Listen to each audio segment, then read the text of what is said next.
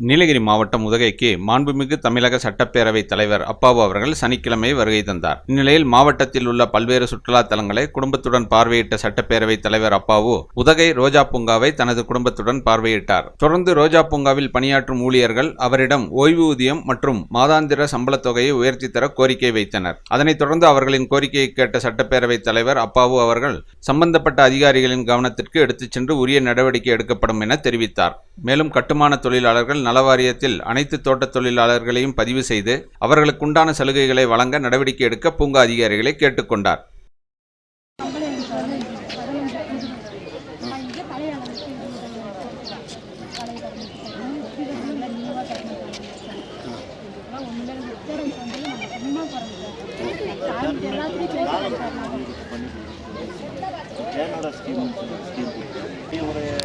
ஏஜென்சிக்கு கீழே இவங்க வந்து இப்போ அது இருப்பாங்க.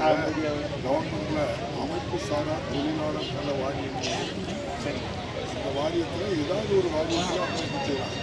நீங்கள் சேர்த்துக்கிட்டீங்கன்னா சரி, இப்போ நீங்கள் உதாரணத்துக்கு ஒரு கட்டட வேலைக்கு போகிறாரு, அவருக்கு ஒரு வாரியம், அந்த வாரியத்தில் நீங்கள் அவங்களை சேர்த்துக்கணும்னு வச்சுக்கோங்க. ராகம் டிவி யூடியூப் பக்கத்தை சப்ஸ்கிரைப் செய்யுங்கள்.